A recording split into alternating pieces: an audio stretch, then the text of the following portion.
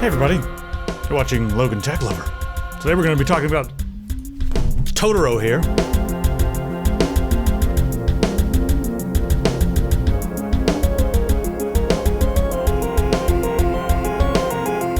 Alright, so 3 days of troubleshooting later, we're here.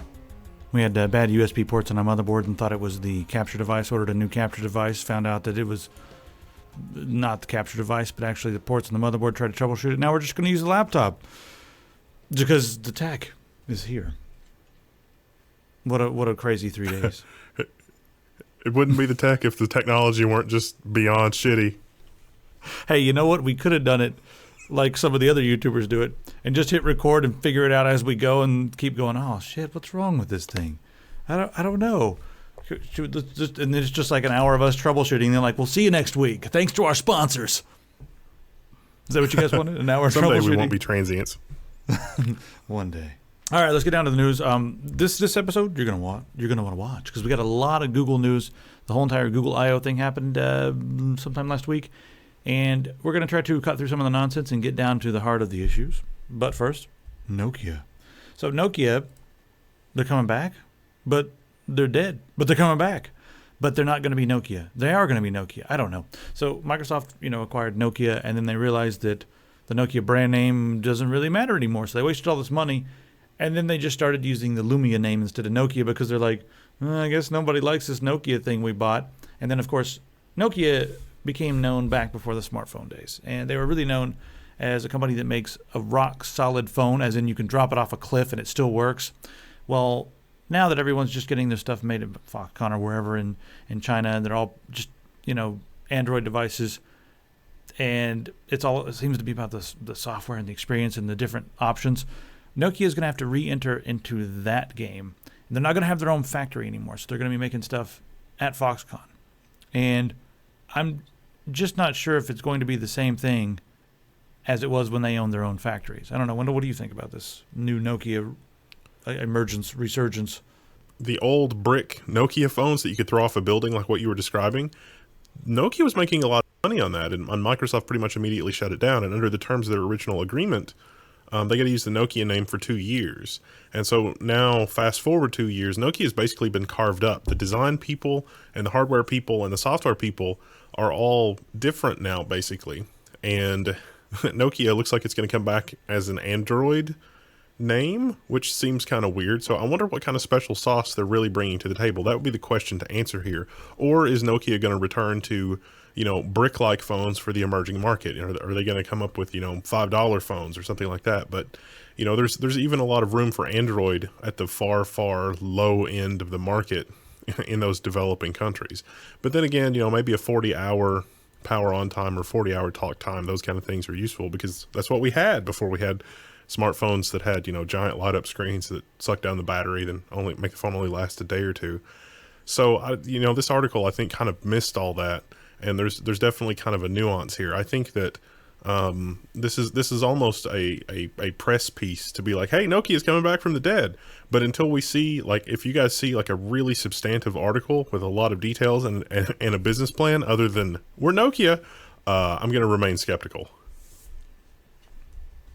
Yes. All right, let's move on and talk about Fox because that's pretty much sums it up. Interesting and funny article about the DMCA takedown nonsense. If you guys have been living under a rock, DMCA, the takedown notices are a thing on YouTube that's sort of an automatic policy where if YouTube sees some content that is copyrighted by somebody else, it just automatically takes it down. So you're guilty until proven innocent, and we all know how that works. So it strikes again, and this time in a very, very funny way. There is a YouTuber, let me bring up the article here, YouTuber by the name of, where is he? No, not Torrent Freak. Where is he? Switched. There he is. Right there. And he recorded an interesting double dribble glitch. That's an old 1980s Nintendo game. And then in this glitch, you can run to the corner and just keep making three-pointers. They decided to use this in Family Guy. Okay, but no it's pretty funny here. No. So Peter just keeps doing it. They just play the guy's video. So, right. That's what I'm talking about. And it's pretty freaking funny. All right, here we go. All right, so anyway, he plays his video. Fox uploaded that little clip, and then the original video from Twisted and got a takedown notice. Now, the interesting thing here is that first off, this guy was probably using this footage, under Creative Commons, being that he was using it to highlight a glitch. So, that's his intellectual property, but it's using the intellectual property from an old Nintendo game. And then Fox uploads this and just, basically big middle finger to the intellectual property of both of the rights holders. And that's just how the Content ID system works. I think that's really funny. I wonder if his video's back online yet. Yeah, the video came back online, and a Fox spokesperson sent in the following comment. The video in question was removed as a result of Fox's routine efforts to protect its television show Family Guy from piracy. As soon as we became aware of the circumstances, the content was restored. So this is not really a problem with Content ID or Google's implementation. This is a problem with Fox basically uploading... There's a hidden channel somewhere, I guess, that Fox is uploading all of their crap to so that Google's algorithms know what to look for. But the fact that Fox is uploading it, they're not really saying what time frame those came from. And so even though it was recently uploaded content by Fox, the algorithm still says, oh, this video from 2009 we should totally take down, because in a DMCA takedown notice, you don't really get to put the date. The date is not a field that the program uses. It's like, when is this material from? And if they fill it out and it says 2012, the system could say, oh, well, the date, the original upload date for this content is 2009 or 2010 or whatever, and sort of flag that submission as erroneous. I think Google should actually do these kind of thing with DCMA takedown notices, because it would help prevent the sort of robotic abuse of DMCA. So it would sort of let them comply with DMCA requirements, but kind of also skirt it a little bit, because it's like, hey, you didn't fill out the form completely. We don't know what you're talking about. We can't take it down. You can't just give us a URL.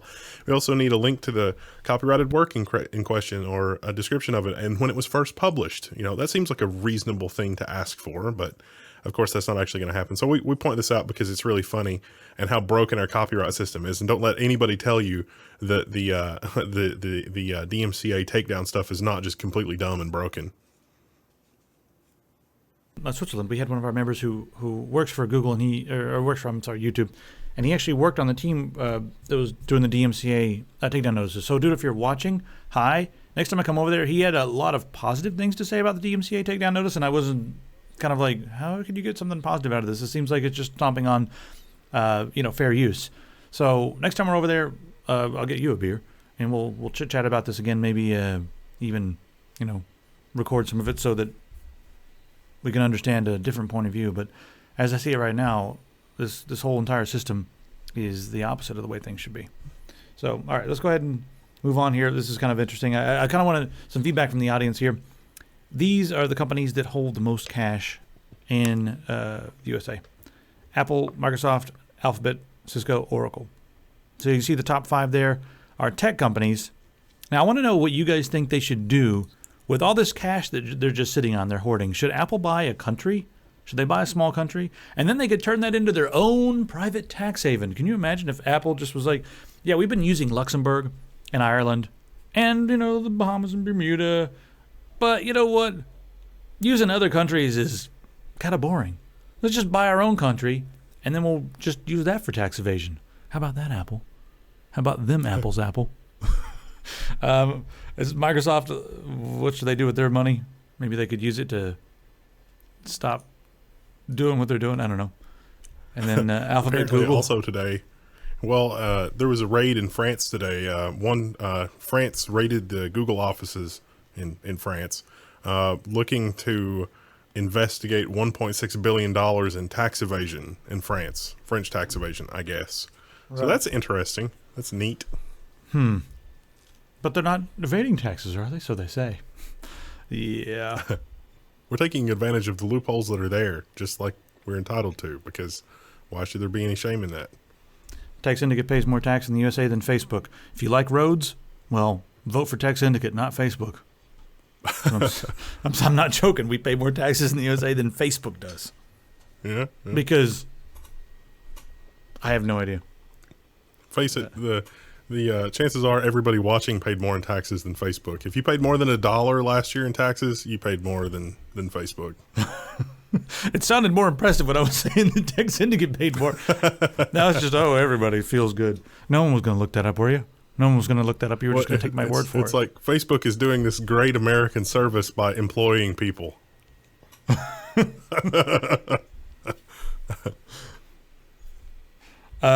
Check this action. Google is making its own chips. So this article it's a freak out article from Wired. Time for Intel to freak out. What about AMD? Oh no, does AMD even make workstation stuff anymore? Whoa.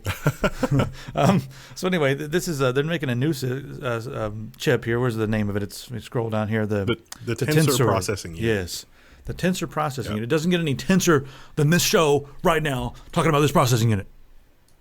So anyway, this is mainly going to be geared for their AI systems that we're going to be talking about in just a second. Some of the stuff they unveiled at Google I/O, but they really needed stuff that was going to be lower power and just more specifically tailored to exactly what they're doing, and that's what they're making here. So that's interesting. And it'll be running in. They control a lot of data centers. So here's the reason for the Wired's whole freak out, everybody, Intel freak out, because Google, every day they're signing up more people for their data storage and that sort of thing, and they're signing up all kinds of people for just all their different services. So Wired is speculating that the Tensor processing unit is going to replace everything and Google's everywhere, if that makes any sense. Well, no, the really exciting thing about the Tensor processing unit is the Go, the computer you guys may have seen. So Go is a game that you play that is very hard to implement algorithmically for a computer, but it's pretty easy to get the hang of. And if you've never played the game Go, you should go look at that. It's kind of fun. It's kind of interesting. It sort of bends your mind in an interesting way. It's pretty easy for humans to get the hang of. It takes a while to master, but it's notoriously difficult for computers to solve. Well, Google had a sort of man versus machine Go, like man versus machine with chess, but Go is a different type of problem than chess. Speaking from a computer science perspective. And the Tensor processing unit Google revealed is how they were able to do that. And so, by some people in Google, this is, 3 orders of magnitude better than traditional computation with CPU or GPU. I think I saw somebody else from Google saying it was, 7 times better. So somewhere between 3 orders of magnitude and 7 times better. The Tensor processing unit is good for AI applications and AI processing. And it really is interesting that this is what powered the system that beat the human being at Go. And so clearly there is something to this. There is something here. It means that Google's kind of on the forefront, I think, of AI, at least as far as they've implemented it in terms of their software requirements that would make these tensor processing units viable. And you look at some of the benchmarks and some of the other example AI-related applications, it's another type of hardware. So maybe between regular CPUs and GPUs, which both do different kinds of computation, and the tensor processing unit will have sort of the hardware components that we need for very, very advanced AI. All right, so we talked a little bit about Google. Now let's get into Google I/O and all the different stuff. A lot of the stuff they're going to be using the Tensor processing unit for. And there's going to be some new amazing ways for Google to climb up your ass and see what you've been eating. Oh, that's awful. Ugh. Anyway, Google I/O, let's just go down the list here. The Verge has a nice article. Daydream, their new VR platform that's going to be using Android N, won't compete with Vive and won't compete with Oculus Rift because it's not going to be as graphically intense. But you'll be able to play, I'm sure, some basic games. I think the main thing that they're looking forward to is being able to open up apps and also have a store in VR. Be able to wander through a VR store. Do you think people will buy more in VR? Also, I'm kind of wondering if they're going to be enabling the full VR videos so that you can, as they become available in 3D or whatever on YouTube and possibly other services, who knows, HBO and maybe even Hulu, who knows. Maybe that's something that they're looking to use with this full-on 3D videos. Could be interesting. I don't know. So there's that. Next up, scrolling on down. Go ahead. The VR platform is really interesting because you guys may recall Google Cardboard, where it was just like, okay, we're going to give you some lenses and some cardboard, and you put your mobile phone in the cardboard, and ta-da, VR platform, because it's going to use the accelerometer. The Moto X came with a demonstration application that used its really precise accelerometer, and so you would hold up your phone almost like a ViewMaster and look around, and the accelerometer in the phone would change the view. And so this is sort of the next logical step, the next logical progression. There are already 360-degree YouTube videos that exist that take advantage of the accelerometer. This platform already has, a YouTube 360-degree viewer where if you want to strap one of these on your head, you can look around. So imagine a wireless, Vive or Oculus Rift. It could be that the second generation of this may actually be fast enough to stream video from another device.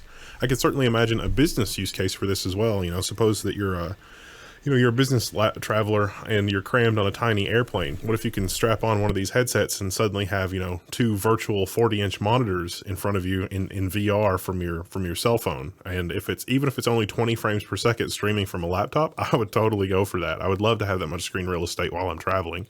So there's a lot of really interesting possibilities. And the fact that it's all just built into Android N and not something proprietary is really, really interesting for me. Their new messaging applications. They got a couple different ones. They've got Allo, which is their new chatbot that has. They say it's a chatbot, but it's a messenger with a chatbot built in that you can use to. I guess it learns the way you type and it gives you quick and easy responses because it's listening to the conversation, which is kind of interesting. I wonder what kind of data they're going to harvest from that. They say it's encrypted end to end, but they also have to have their device in there listening to. So if your friend says, something like, "Hey, do you want to go see the new movie?" It will automatically come up with some choices that are like, sure, I'll see you there. Or, like stuff that from your history it knows, but it's listening to what your friend's asking and that sort of thing. And it's listening to the conversation and offering quick and easy things. What do you got? Allo has two encryption modes. One is incognito, which is end-to-end encryption, which is not enabled by default. And then the regular mode is encrypted from you to Google and is encrypted from Google to your friend, but it's not actually encrypted at Google. Right, and the reason they do that is because they need to have their chat bot in the middle. I'm not sure why they can't encrypt that piece in the middle as well. The chat bot that they showed off though was kind of mind blowing. Like not not Jarvis from Iron Man mind blowing, but probably about 2/3 of the way to Jarvis from Iron Man mind blowing because the scenario they showed was that you're chatting with your friend in Allo. And then it's like, oh, you want to get together later for some Chinese or some Italian or something? And then the Google chatbot just like, all right, let me figure out, it's like, hey, Google, at Google, find some Italian places nearby. And based on the stuff in the conversation, it knew the context of that request. And so it would, use your location and figure out which ones are nearby. And then it could use the OpenTable API to actually reserve a table. And so similarly, you can just sort of have a more conversational interaction with the Google AI rather than what you may have seen with Siri or the current iteration of Google Voice, and so it was almost mind blowing the level of conversational interaction that you were getting with AI, and it is also disturbing that all this could be data mined by Google. There's that aspect of it for sure, but the fact that you could have a conversational AI to do things for you is really interesting. And also think about the commercialization aspects. So suddenly Google is kind of the gatekeeper for commerce. And so it's like, hey, Google, give me a comparison of, all of the 40-inch TVs between 43 and 60 inches. And then Google just produces a comparison table for doing comparison shopping. Ruh-roh. From a commerce standpoint, that might be interesting. Yeah. Because they're going to be making money hand over fist, and it's going to be a list that Google could possibly curate, but maybe won't, depending on what you're looking for. Let's we'll talk more about this. Oh, this is the device I'm waiting to talk about there, that home surveillance unit. But let's go ahead and mention Duo, which they say is Google's FaceTime competitor. I guess the biggest difference with Duo is the fact that when someone's calling you, you can see them before you answer. Normally, when you're calling, you just see, hey, so-and-so is calling. But this one, the video feed starts before you hit answer. And so you can decline or accept, and you can see them because they're calling you, but they can't see you. So if you're not going to pick up your phone, and I'm calling you and I need to talk to you, I'm going to call back. You're going to see me standing there naked. And then what are you going to do? How far are you going to run, or are you going to press the answer button? We'll see. What am I going to do? Continue to ignore your calls. That's what I'm going to do. I'll never be answered again. That's just why is this happening? Nobody picks up the phone. Like, well, you never dress in your office. You're just naked all the time. So that's the problem there. This would be great for telemarketers. It's like, oh, this guy's in a cube form, not answering. Oh man, it should be mandatory to be able to see what they're doing before they call you, because then you can know, creepy. And all these guys who call and just breathe into the phone, we don't have to worry about that anymore. And especially the dogs that do it, just. I know dogs can use phones. I've seen it in cartoons. Let's talk about Google Home. They should have called it smart. The Google Home Surveillance is what they should have called this. So this is similar to Amazon's Echo. It's got the always listening microphones, and it's going to be your in-home assistant.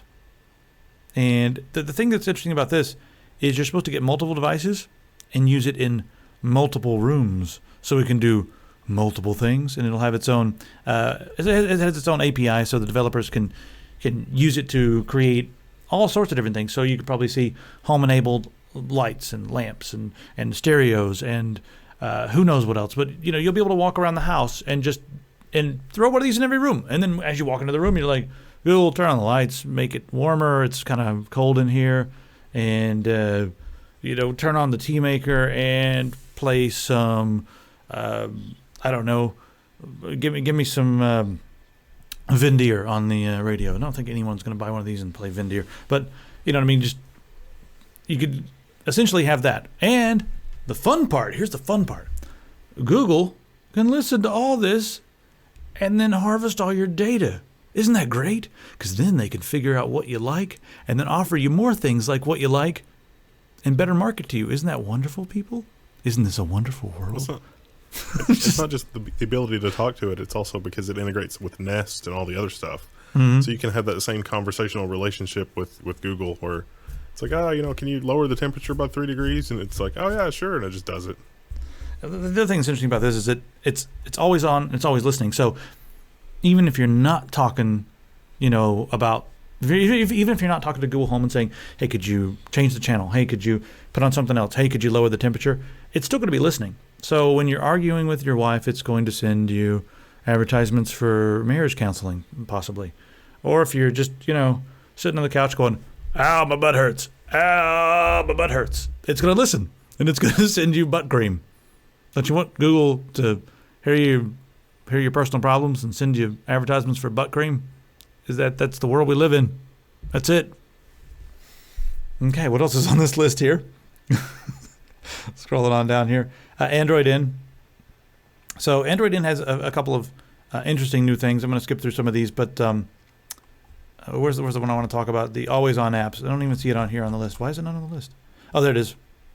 So you can run Android apps now without downloading them. And they showed an example here in their keynote about B&H. So you're shopping just on you're using your browser, right? On your web device, or you just said, okay, Google, can you find me a new lens for my camera or a new camera, whatever? Well, it said, yes, there's one here on B&H. And then instead of sending you to the B&H website, it opens the app. But it doesn't actually install the app on your device. It just opens the app remotely. So you can have apps installed on your device that'll open quickly, but you can also, now just open an app instead of a web page. And that's kind of an interesting thing.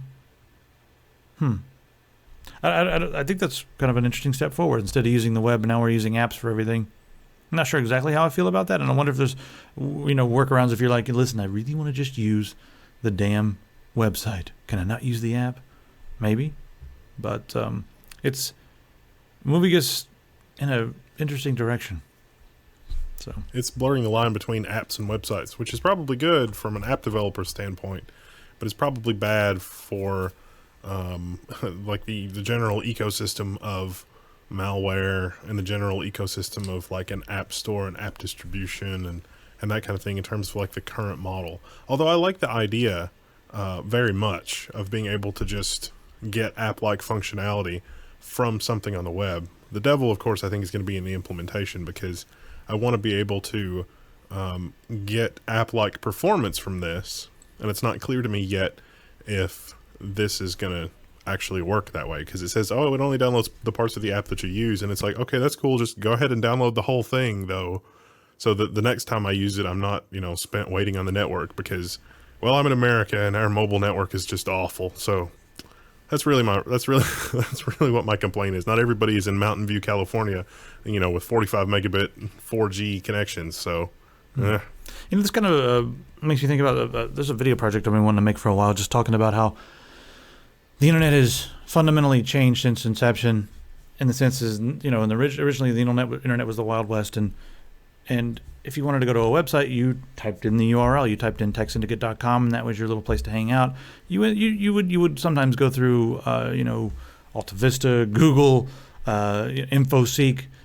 One of these, some people right now are having flashbacks, I know, or even Yahoo back when, and you would find things, but a lot of the stuff was just you would just go to a message board, find something, and type it in, and you would manually go to your favorite websites. People still do that, but I feel like now 90% of the web seems to be accessed through some sort of gateway. Like if you need to, if you find a good video, you're on Facebook and you found the video on Facebook, or you go through Google to get to things, or you go through Twitter to get to things, and it's all like, I don't know, it's fundamentally changed a lot of things, and this I think is another step. Whereas now we'll just, hey Google, what do you got? And they'll just throw you an app to, B&H or some store. So it's another, I don't know, I don't even know how to classify this, but I think that could be an interesting little video project, just showing how the culture has changed, and just, talking about whether or not this is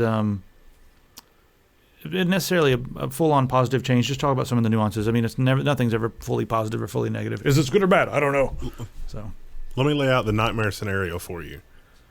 Web apps that require device permissions, because that's going to open the door to websites that need things like read phone status and identity, read contact list, location use camera data and microphone. Yeah, and it's like, I want a website that needs these permissions. No, this is not going to happen. And there are a lot of alarmists a generation ago that were complaining about these kind of things with JavaScript. It's like, oh no, I don't want a web page with JavaScript because I don't want my computer running executable code from some random person on the internet. I mean, Richard M. Stallman is almost the poster boy for this, because he doesn't even really use the web. He sends email to a script that will then go and fetch a web page and turn it into an offline version, and then email him the results of that. And so when he's browsing the web, he's literally sending emails and waiting for the responses, because he doesn't trust things that can execute code on his computer, even to the extent that, rendering a web page may have a buffer overflow or something like that. And so he can, even though rendering a web page in an ideal world without JavaScript doesn't necessarily involve executing code, there are some edge cases there, and he's paranoid enough about that he doesn't want to do that. And so if this hybrid web app thing opens Pandora's box as far as permissions go, I'm going to be right there with RMS, and that really scares the hell out of me. You being right there with RMS is very... I like to think I'm much more pragmatic, but good Lord, that's really scary. I mean, a website that can do all of the phone permission stuff, maybe potentially. I mean, that's not a good direction to go in. Yeah, I mean, there's pragmatic, and then there's sanity. So somewhere in the middle of there, you got to find it.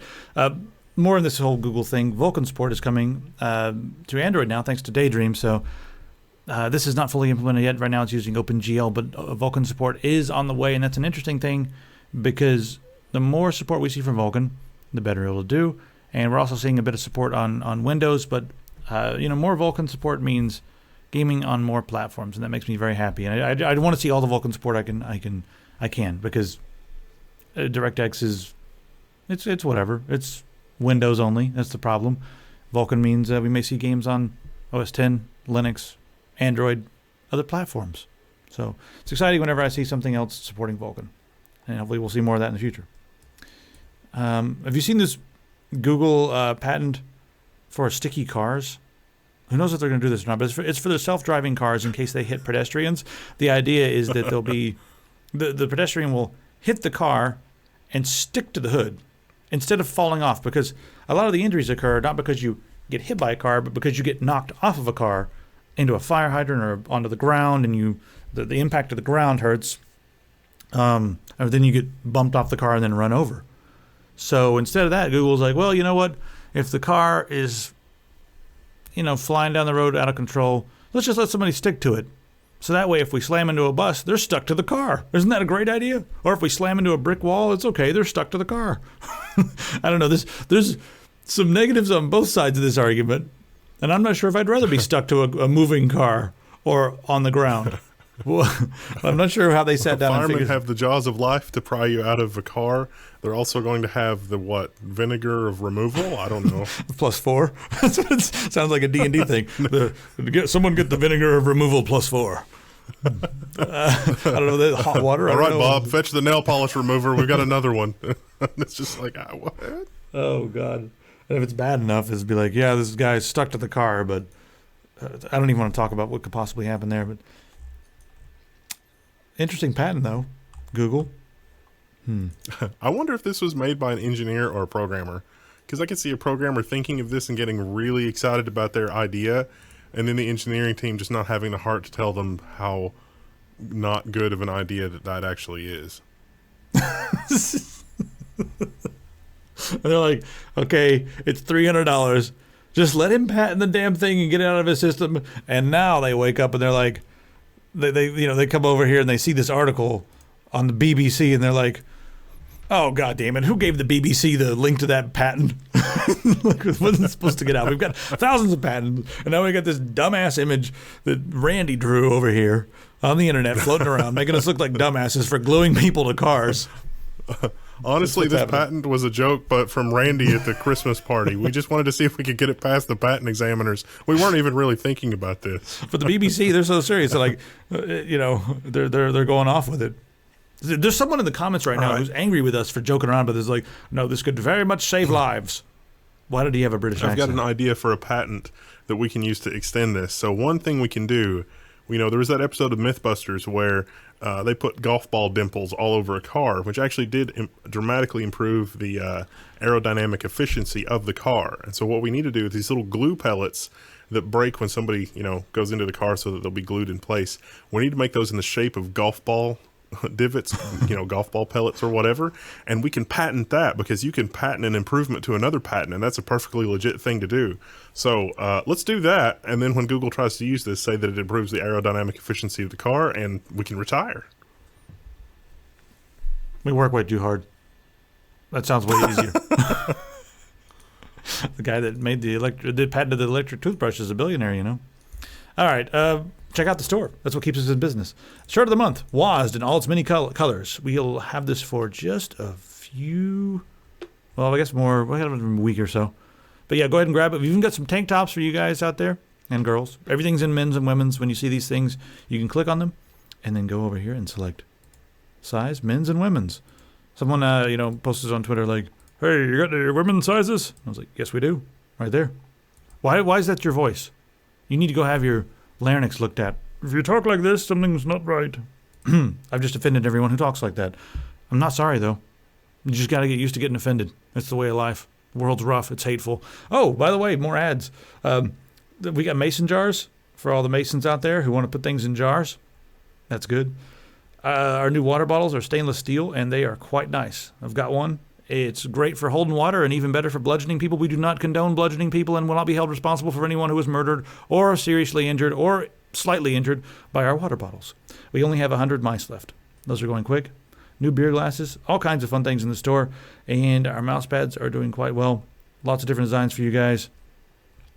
So, yeah, head on over to the store. Check that out, epicpants.com. Now back to the regularly scheduled stuff with NSA whistleblower Edward Snowden. So he's saying that we should have put this in a minute ago, but he's just reiterating what you just said. Google Allo without the default encryption is quote unquote dangerous. Yes, it is, and he's tweeted about this and says he's not going to be using it, of course.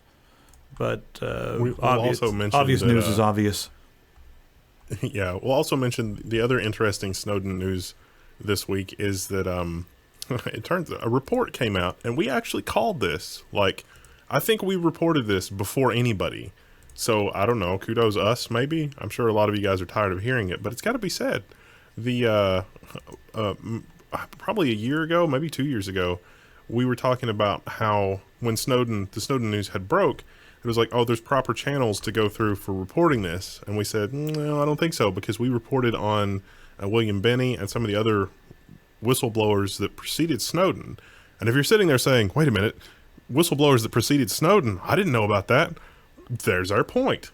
So there's a report that came out that said, oh yeah, the whole whistleblower thing, it turns out there's actually this long list of whistleblowers that were punished in really strange and interesting ways, including having their house raided for no reason and retroactively classifying documents that they had that were, so some of the messed up things that happened was, dude had documents that were not classified. They raided his house, found the documents that he had, and then retroactively classified them and then charged him with having classified material. And that was somehow okay. And you didn't hear about that unless you were watching us back then and you remember us talking about that. And so Snowden's like, hey, since this report came out and said that nobody could actually effectively whistleblow because of shenanigans like this, can I have whistleblower protection?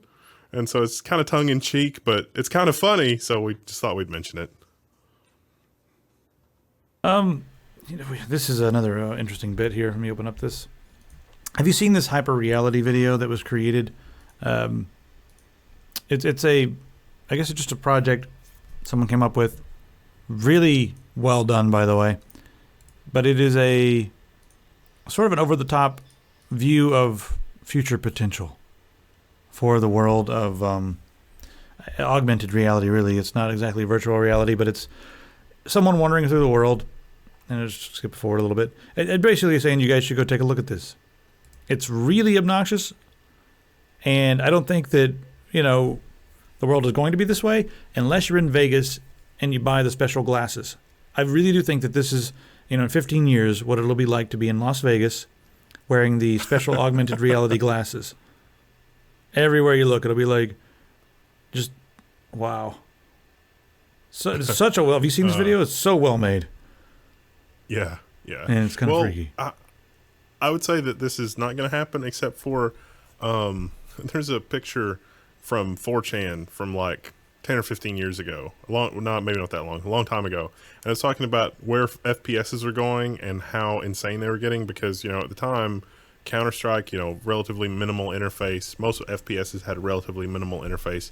And this sort of mock-up of the FPS of the future from 4chan, there's just all this garbage on the screen and all these like bars and things like that. And it looks almost exactly like Overwatch. It's like so eerie and so predictive. And so this will probably be that. This will probably actually come true. And it'll probably be exactly like this because that happened with FPS, first-person shooter games. So I'd say that this will probably be a thing. I don't know if it'll be as obnoxious as this, but God, if it is, can you imagine? I'm not going to want to go outside anymore because everyone's going to be using this damn thing and I'll have to wade through the, I don't know, I guess, can you imagine if everyone has one of these, especially in like a city where everybody has a little bit of money and you're the guy who takes these things off? And it'll just be weird because you'll be the one guy wandering around a sea of zombies.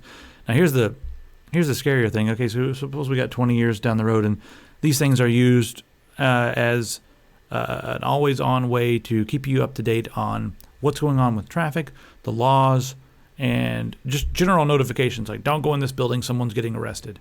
And you're expected to wear these things 24/7. Or not 24/7, but anytime you're outside of your house, you got to put this on so that way you can know what's going on. You can be a good citizen and you can keep with the flow of the city. There's a good sci-fi plot for you. Always better be wearing your augmented reality glasses.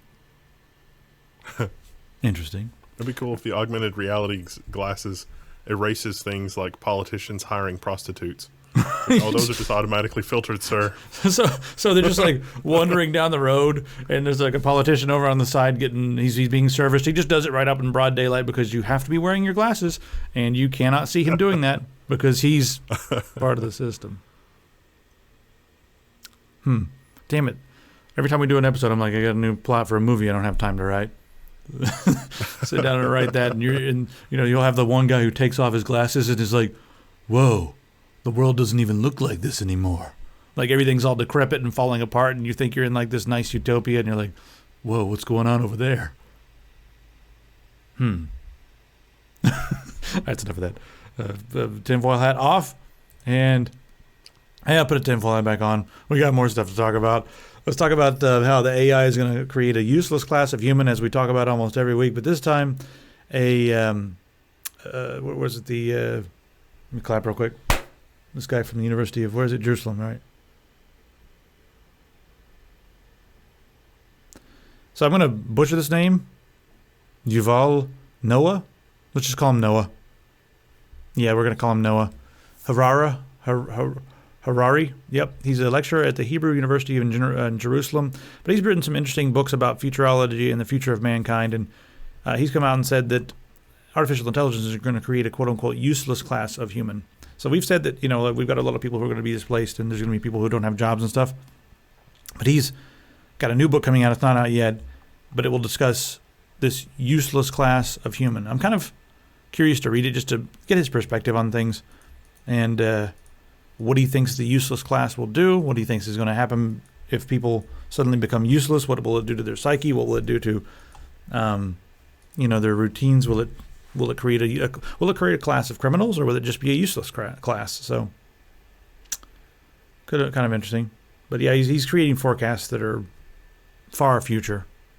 So I had some off-road about some of these kinds of things in his fiction, which it was always really interesting. And he sort of fell short of calling them, a useless class of human beings, but in lectures and other things, not really necessarily mentioned directly in his fiction, but in his lectures and other things, he thought one of the struggles for humanity of the future would be diseases of boredom.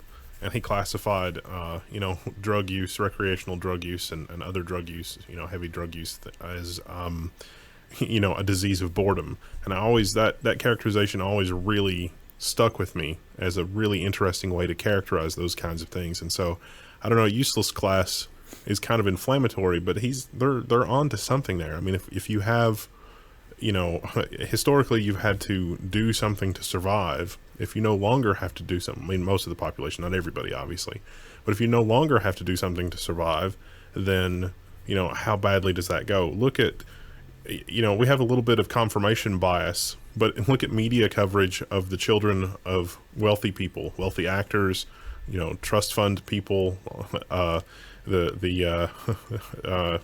term that I saw last year was affluenza.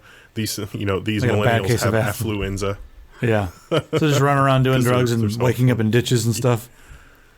Yeah. And so is that a preview of what society will be like if we get into a post-scarcity economy where AI and robots are doing most of the work? I don't know. It's really crazy to think about. I mean, would that ultimately be good for humanity after a transitionary period? I have no idea.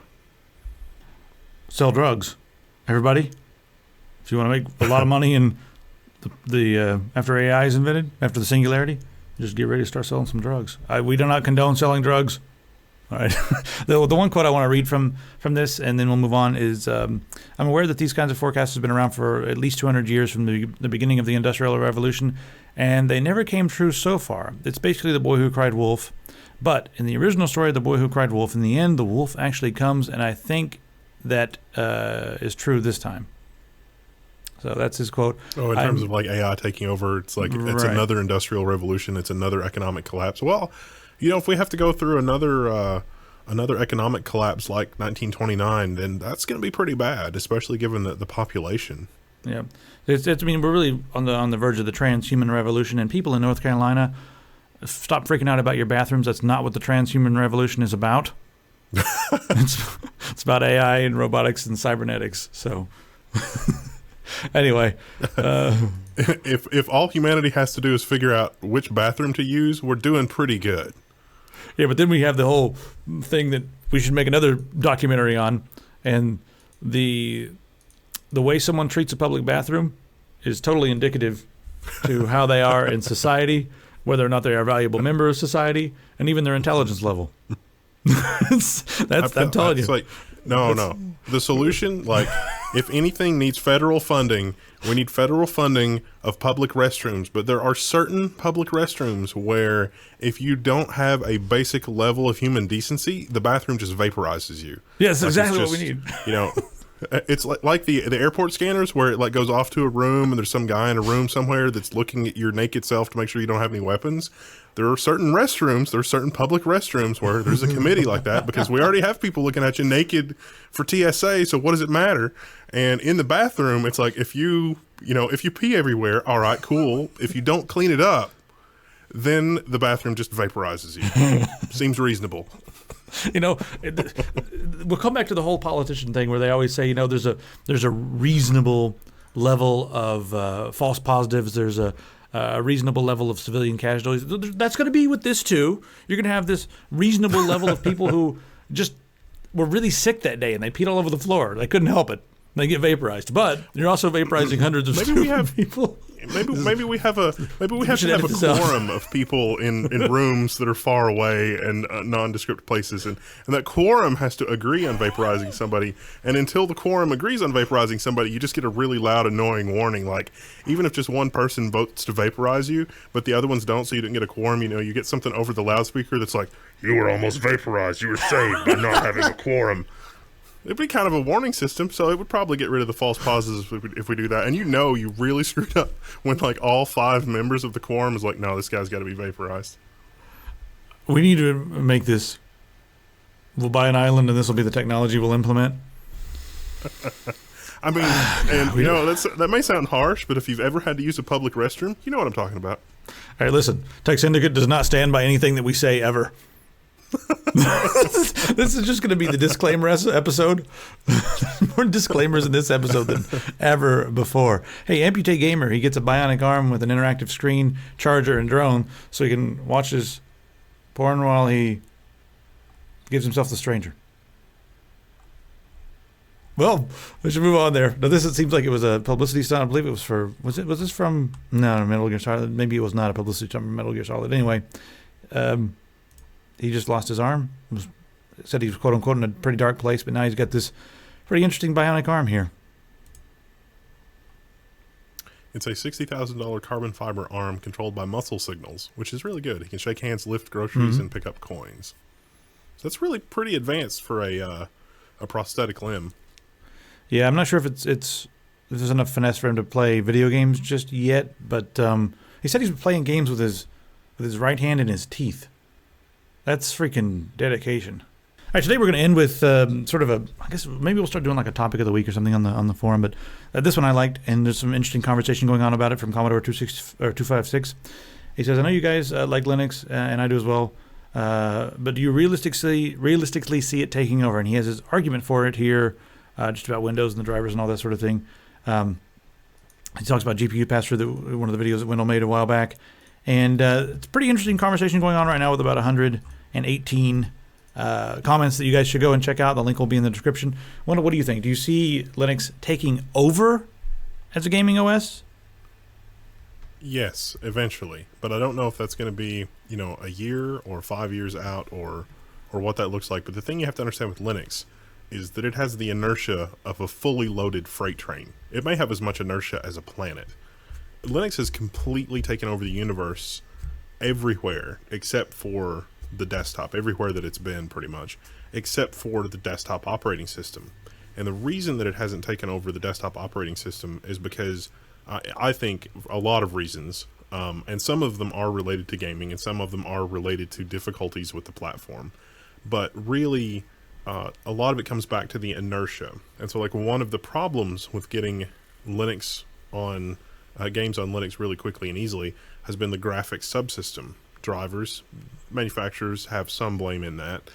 There's the famous Linus quote where, he's like, "Oh, NVIDIA is just impossible to deal with. Oh, screw those guys." I think he had even much harsher words than that. Yeah, you think he flicked them off.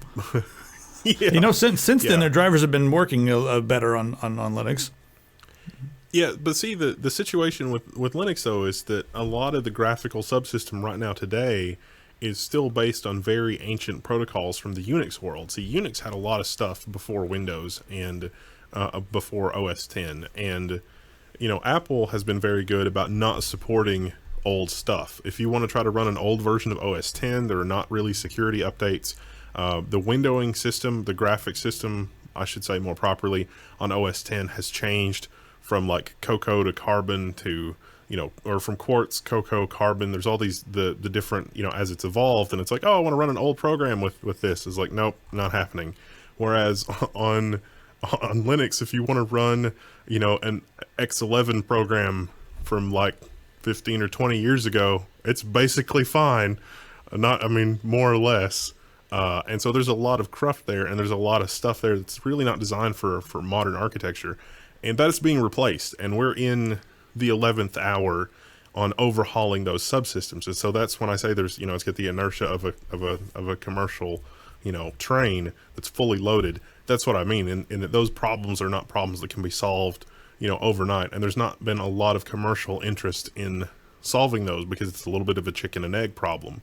If Linux as it exists today existed in 1995, we wouldn't even be talking about Windows and OS 10. And if you look at the revenue for Windows as the operating system and the revenue for OS 10 as the operating system, those are not really things that those companies make a lot of money on. There are a lot of complicated problems to solve in an operating system. And if somebody were going to do a new operating system today, it's just not going to be cost effective. The operating systems are too complex. They're too organic. They're too, there's too much details. And if you want proof of that, you can look in Windows.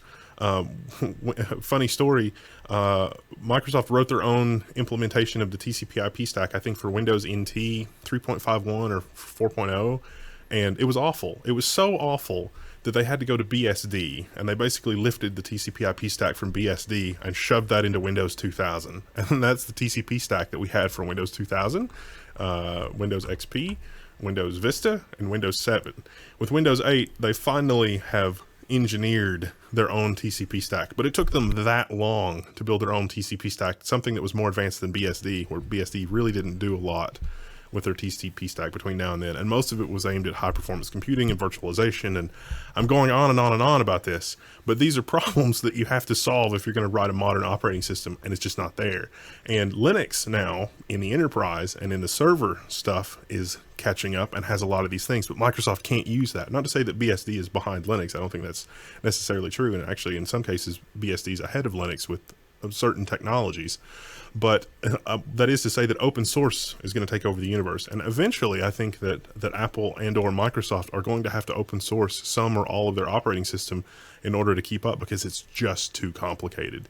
I mean, Microsoft's already open sourced .NET, although not in a friendly open source kind of way. I think it's a little bit of a Trojan horse. But I think Apple, because Apple has not really been doing the Unix engineering that they should. Case in point, the version of Bash that comes on OS 10 today is just awful, terrible, god-awful, just bad. And when there have been problems with that version of Bash, they just patch that version of Bash rather than update it because God knows whatever reason. It's just stuff like that that drives me insane about Apple, even beyond the hardware problems and the evil company problems. But I think that Apple, if they get somebody in charge that really knows what they're doing and really understands the culture, I think Apple's just going to go ahead and open source more of their operating system and more of their windowing system. I mean, how cool would it be if you could run, Apple programs on Linux? I think that day is coming. Not necessarily with Darling, because Darling is a project that was started to kind of do that, but they need millions of dollars to actually do that. I think that it's really around the drivers and the graphics subsystem and the will of the users to have that. But I think that we're closer now than we've ever been. Is it going to happen tomorrow? No, it's not going to happen tomorrow. Is it going to happen in the next few years? It seems likely, only because Linux has taken over the universe everywhere else, and there is a lot more attention to solid engineering on this than there seems to have been on both the Microsoft and Apple side of the world. And if I can criticize Microsoft for a second, they fired their testers. If anybody that's been using Windows 10 knows how ridiculous the bugs have been as far as regressions go.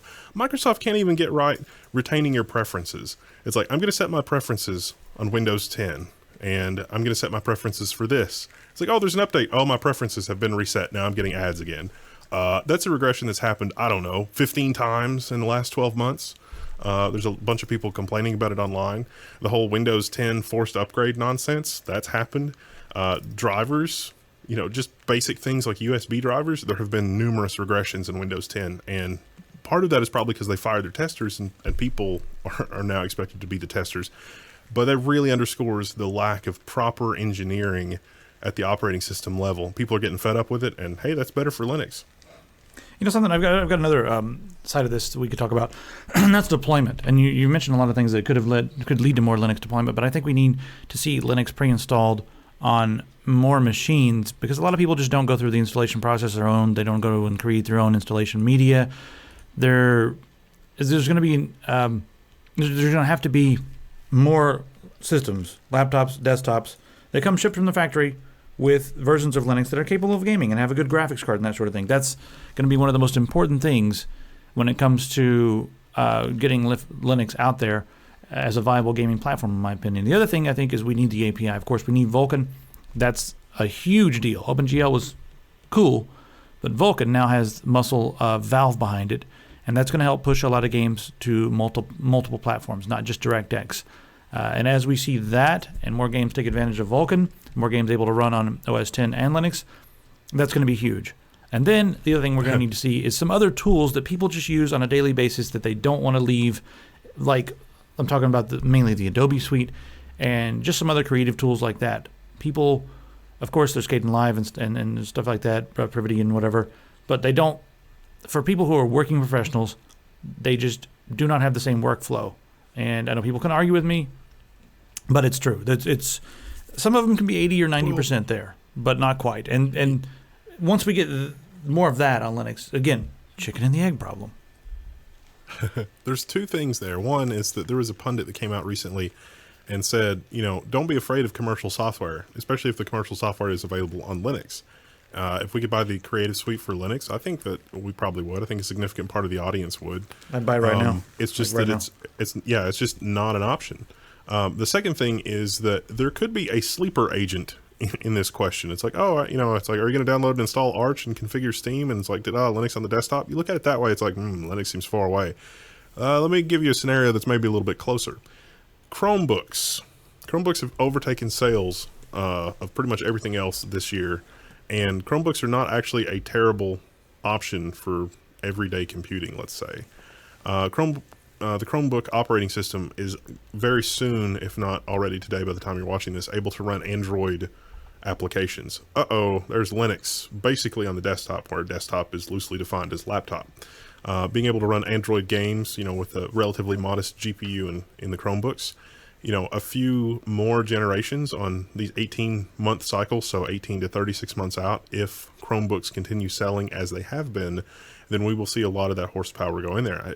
If any of you guys have ever used like the Chromebook Pixel or the Chromebook Pixel C, those are $1,000 Chromebooks, but the computing experience on those is actually surprisingly good. Not that I necessarily want to have my operating system controlled by Google instead of Microsoft, but in terms of commercial support and having a polished, cohesive user ecosystem and something that is on the level of easiness of Windows and OS X, the Chrome operating system with Android app support is pretty much there.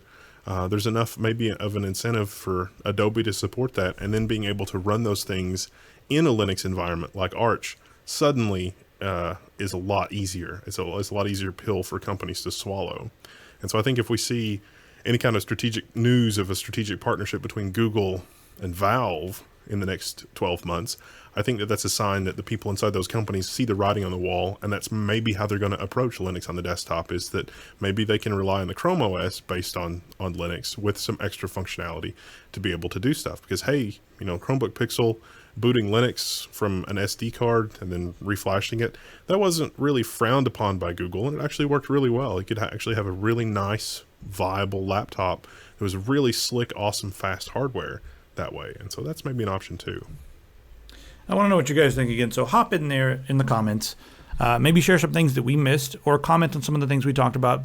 There's a really interesting conversation going on over there. And also, I'm just curious to know if you guys are planning to switch over, and then at what point would you switch over to Linux as a primary platform, but also a gaming platform? Would you build a separate system? Would you do pass through? What would you do? And also, an ungodly number of people have posted on the forum or emailed me or messaged me on the forum to say that they've done the GPU pass-through thing. Kudos. Yeah, that's my next cake and eat it too. It's kind of convoluted, but it works. Pragmatic. I don't care. It's fine. That's my next rig. Good job. Because I think right now we're in sort of an intermediate state where GPU pass-through could really be a nice way to have Linux and then also play all the games you want to play on Windows.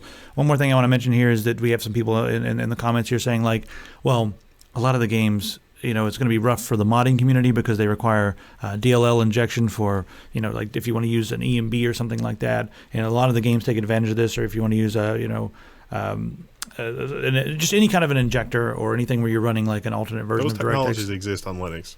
Yeah, but you can do it's actually very difficult. I tried to do this with Skyrim, but this is a DLL and it's like it's DirectX, so you have to run wine and all this sort of nonsense. There's too many hoops to jump through. So I don't know if those things. I don't know if we'll be able to run Skyrim with an EMB easily on Linux.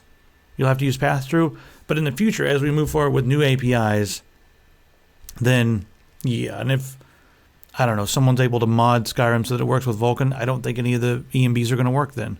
So we're just going to have to look forward into the, post DirectX world and be hopeful, in my opinion. So anyway, that is pretty much all for the show today.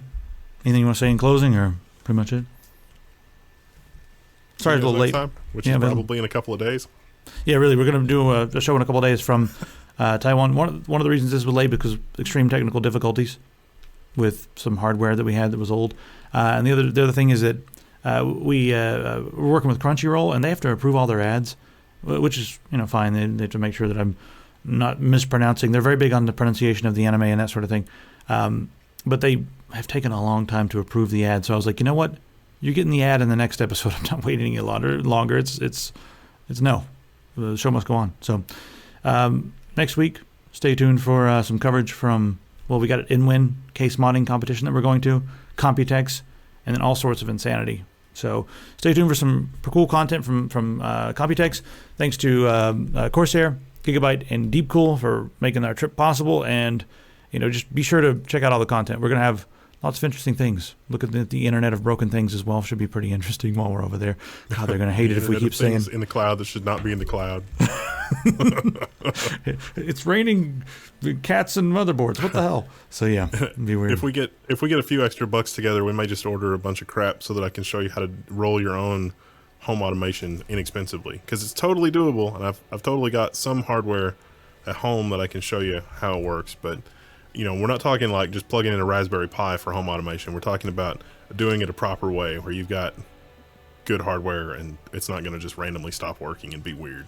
This is the whole staying in business side of my brain that just came on. Why don't we get a bunch of really cool hardware, put it together in a bundle, make some videos, and then sell that bundle of hardware being our recommended roll your own home automation system on the Epic Pants. So that way you guys can go and grab that, watch the videos, and then have self-contained home automation that's not connected to any third party that's going to be monitoring you and marketing to you.